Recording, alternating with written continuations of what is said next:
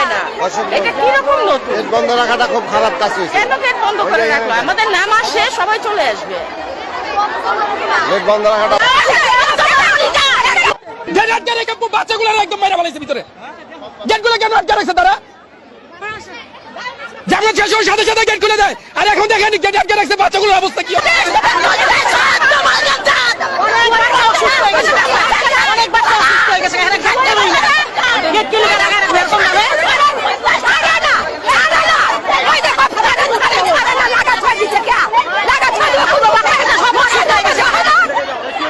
আমাদের বাচ্চা কথা বলে একটু অসুস্থ হয়েছে, তবু গেট খুলে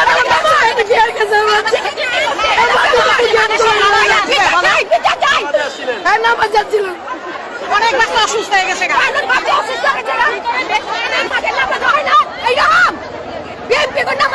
আধা ঘন্টা মতো আটকে রাখছে, বাচ্চার অবস্থা দেখছেন কি হয়ে গেছে? হ্যাঁ, যে কান্না করতেছে, ভয় পাইতেছে, এটা কোনো কথা বলেন? একটা মানুষ একটা অজ্ঞান হয়ে গেছে ভিতরে। এই হ্যাঁ, এটা তো ঠিক না। এরকম ভাবে তো বিহেভিয়ার ঠিক না তাদের। মানুষ না গেলি বাচ্চা অসুস্থ হয়ে গেছে। ঘটনা নামাজ শেষ, বাবা তালা খোলা দিব, তালা খোলাই না, কয়েক ঘন্টা পর তালা খোল।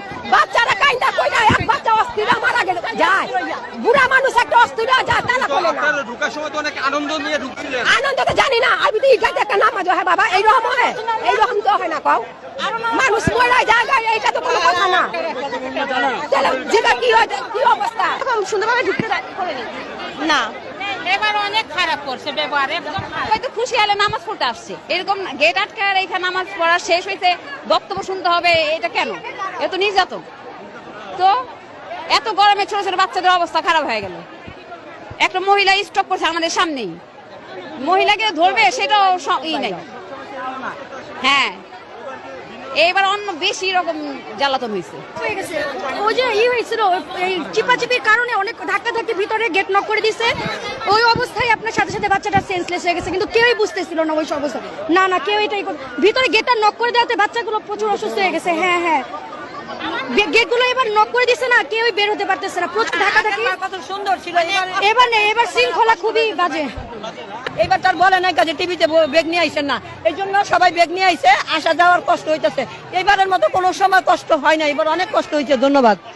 হ্যাঁ, এবার অনেক কষ্ট হয়েছে।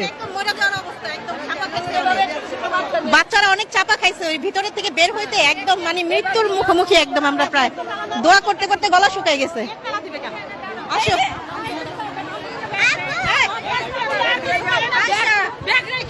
আগে ভালো ছিলাম আমরা, গত বছর আমরা ব্যাগ নিয়ে ঢুকছি, এবছর